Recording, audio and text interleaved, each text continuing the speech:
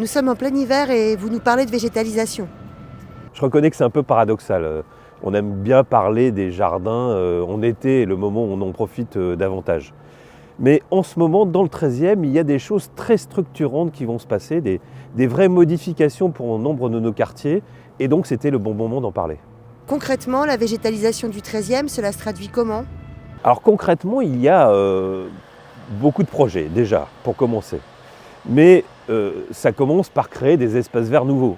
Je suis en ce moment, porte d'Italie, dans un espace vert nouveau qui a été créé et qui va être étendu dans les mois qui viennent. Ça sera une nouvelle entrée pour le parc Kellermann. Voilà un bel exemple de création nouvelle. Des créations nouvelles, il y en aura d'autres, notamment une qui va commencer à être en travaux à côté de la gare d'Austerlitz. Il y a aussi beaucoup de rénovation des espaces verts existants, parce que les espaces verts existants, il faut les entretenir, il faut parfois les remodeler, comme nous l'avons fait rue du Dessous-des-Berges récemment, et ça commence par là. Mais c'est pas que ça, puisque dans la végétalisation du 13e, on travaille à la reconfiguration de rues, à des plantations d'arbres un peu partout. C'est des centaines d'arbres qui seront plantés et qui ont déjà commencé à être plantés ces derniers mois. C'est la transformation aussi de places avec un travail très important sur la désimperméabilisation des sols. Désolé d'être un peu techno, mais rendre des sols plus poreux, ça permet à la pluie de rentrer, ça évite que les égouts débordent dans les grands épisodes de pluie, et on a vu ce qui s'est passé récemment dans plusieurs villes. Mais ça permet aussi de relâcher cette eau dans les sols l'été, et ça refroidit la ville.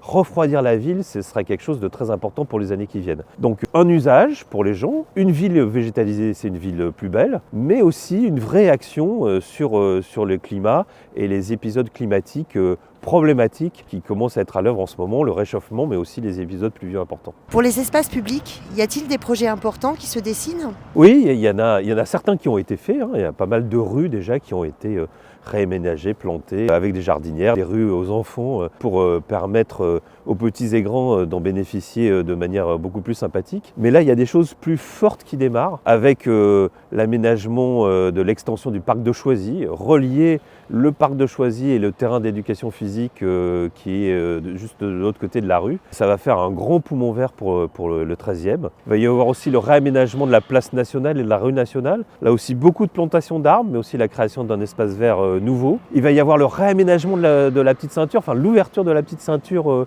au public. Là aussi, ça va donner, et notamment vers le sud du 13e, des espaces verts qui en manquaient. Et puis enfin, la place de Rungis. Nous allons implanter ce qu'on appelle une forêt urbaine. Je ne sais pas si c'est le bon terme, mais en tout cas maintenant on voit un peu ce que ça peut donner avec l'exemple de la place de Catalogne. Beaucoup d'arbres plantés au même endroit. Là aussi, ça sert de ventilateur naturel et puis ça sera beau surtout. Je crois qu'il est aussi prévu de végétaliser certains espaces sportifs. Qu'en est-il ? Oui, là aussi c'est une des idées que je portais et que nous portons avec mon équipe collectivement. C'est-à-dire repenser les espaces sportifs pour des lieux un peu plus mixtes entre le sport, la promenade, le repos. Et c'est vrai qu'en France, on a tendance à mettre toutes les choses dans des catégories. Et je prends deux exemples. Donc, le parc de Choisy, dont j'ai déjà parlé.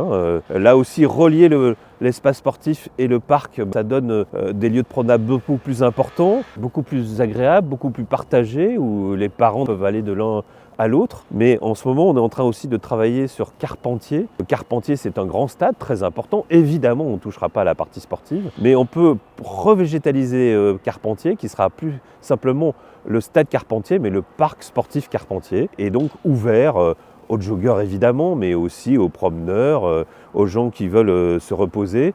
Et aujourd'hui, ce n'est pas pensé comme tel. Et d'ailleurs, pour mieux accueillir les familles qui amènent leurs enfants faire des activités sportives, je pense que ça peut être aussi beaucoup plus sympathique. Donc c'est un travail également très important et qui participera à cette végétalisation du 13e. Toujours à propos d'espaces sportifs, j'ai cru comprendre que vous alliez transformer une rue en solarium. Pouvez-vous nous en dire plus ? Oui, j'avoue que c'est pas banal. Dit comme ça, transformer une rue en solarium, ça peut paraître étonnant. Mais en fait, là, on parle de la piscine de la Butte aux Cailles, sur lequel on a fait des investissements très importants ces dernières années, et d'ailleurs pour lui redonner tout son lustre et la remettre dans son état initial. Et l'idée, c'est de pousser cette piscine dans la rue du Moulinet pour permettre la création d'un vrai solarium avec deux avantages. Un, c'est que la jauge de la piscine, c'est-à-dire le nombre de personnes qui peuvent y rentrer à un instant T, sera plus importante grâce à ces espaces supplémentaires. Et puis deux, que sous ce solarium, on pourra créer aussi de nouveaux espaces sportifs, en l'occurrence dédiés plutôt aux seniors. En tout cas, c'est notre volonté de travailler avec les associations seniors, parce que le sport senior, c'est quelque chose qu'on a envie de développer, sur lequel il y a des vraies demandes. Et donc, on s'est lancé dans cette aventure. Et l'enquête publique est en cours, parce que avant de commencer toute cette opération, il fallait une enquête publique, parce qu'on transforme une rue en autre chose. Et donc, je vous invite à y répondre. Et je pense que ça sera un bel écrin pour la piscine de la Butte aux Cailles, mais là aussi une idée étonnante qui sera mise en œuvre.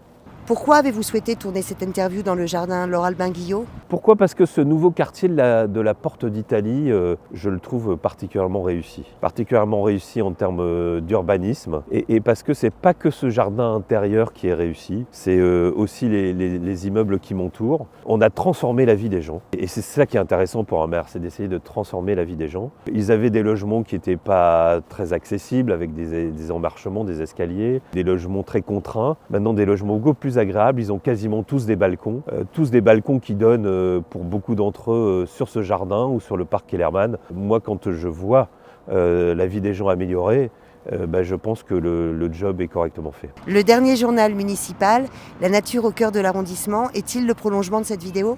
Oui, je ne fais pas que cette vidéo, j'ai voulu partager ça aussi avec le plus grand nombre. Nous avons édité un journal dont le dossier central, c'est la végétalisation du 13e. J'espère que vous y trouverez des choses intéressantes et notamment les perspectives sur la petite ceinture. Moi, c'est un truc qui me tenait très à cœur et j'étais un peu frustré parce qu'on a commencé très tôt dans le 13e à redonner une partie de la petite ceinture aux habitants et puis on a dû s'arrêter pour accueillir les travaux de la station de Maison-Blanche. Alors c'était utile, ça a évité de rendre l'avenue Italie très très compliquée pour tous les gens qui y passent, mais ça nous a empêché de poursuivre. Et maintenant, on va pouvoir poursuivre.